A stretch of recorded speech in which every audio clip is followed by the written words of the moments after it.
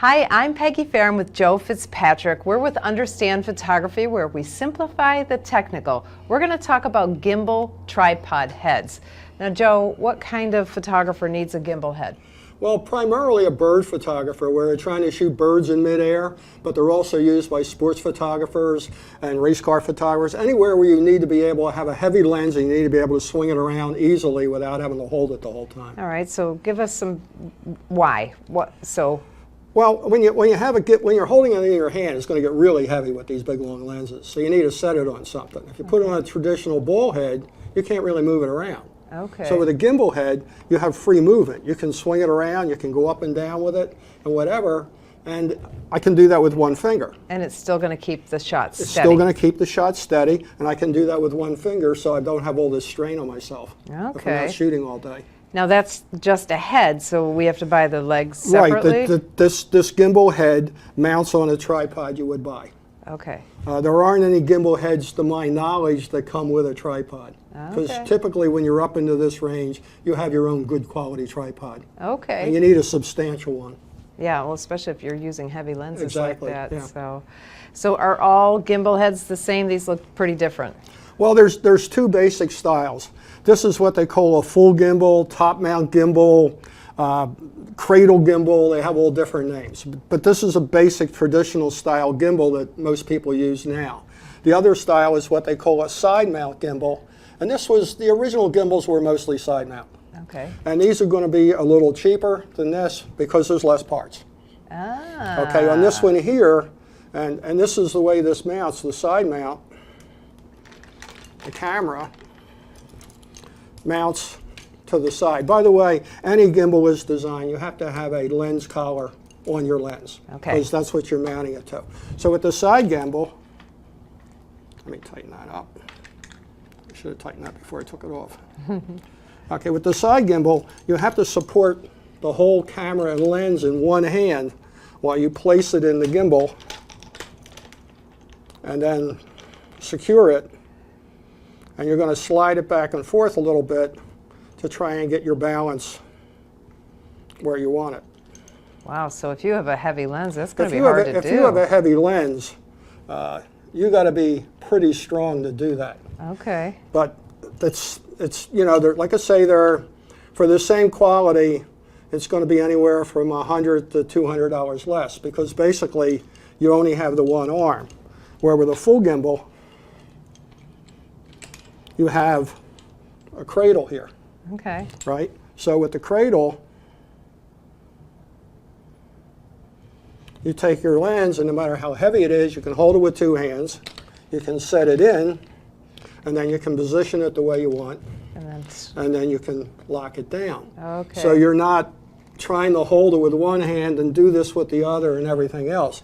So this is much more convenient to use. Oh yeah, definitely. It's way better. Yeah, I don't have this quite adjusted, but it's close. So what are some other differences that we should know about? All right, well, the main difference, there's more vibration with this when it's still. If you have it locked up to take a stationary shot, you have an extra arm here. So there's more, it's a longer thing, so there can be more vibration there, talking similar quality. So you have a little more vibration here. It's heavier, obviously, okay? And it costs you a little more. But the convenience of using this, the other thing with this gimbal here, I can adjust it back and forth to kind of get a balance on it. But with this one here happens to be pretty good.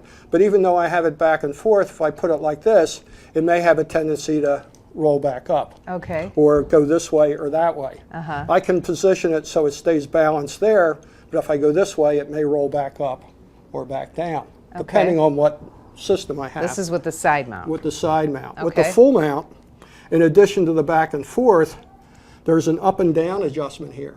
And the up and down adjustment, if I adjust that properly, this will stay wherever I set it. Oh, so that's kind of nice if you're like waiting for a bird on a nest or something. Exactly. Okay, it also keeps it from accidentally, as you're not paying attention, having the thing roll up like this, and now the sun's pointed down into it.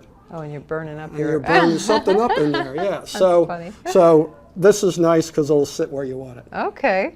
Now this side mount comes in a different. Yeah, there's two different types of side mount. What you're looking at here isn't a true side mount. A true side mount, this would be all one piece. Okay. Just like this is all one piece. But what we have here, and I'll show you, this is pretty clever. This here is a Wimberley Sidekick, and Enduro makes something similar. And what this is a piece that just mounts to a ball head.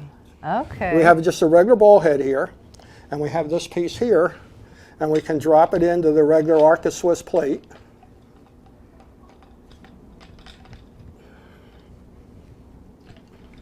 Tighten it up,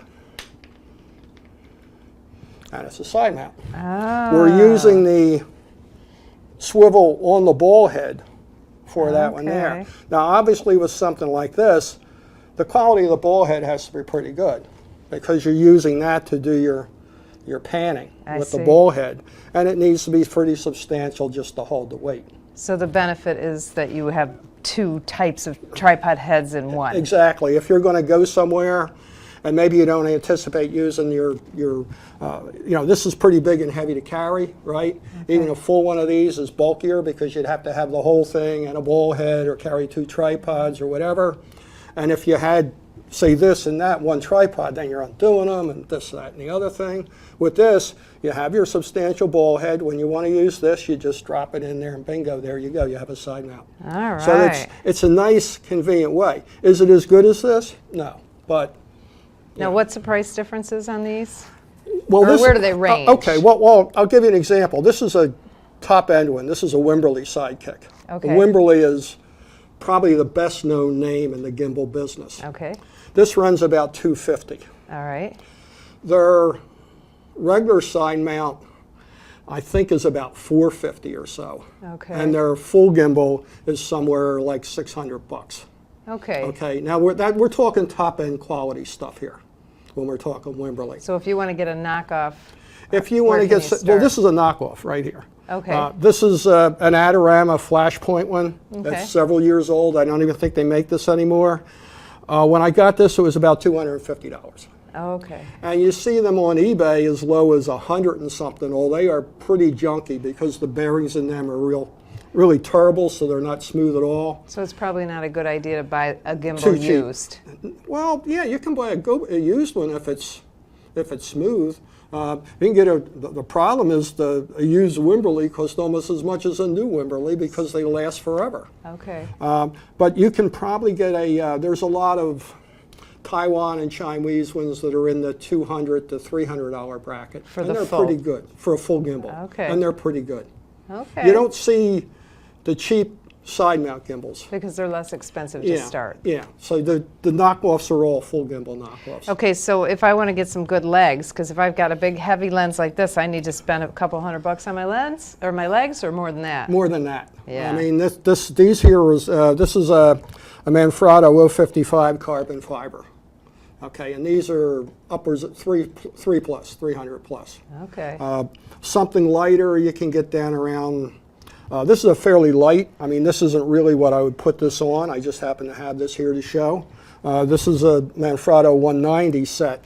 And they're not bad, but that's not really designed for something like this. That heavy. Okay. But this is a good value. It's a couple $100. Okay, so tripods are one place that you should not skimp, though. No.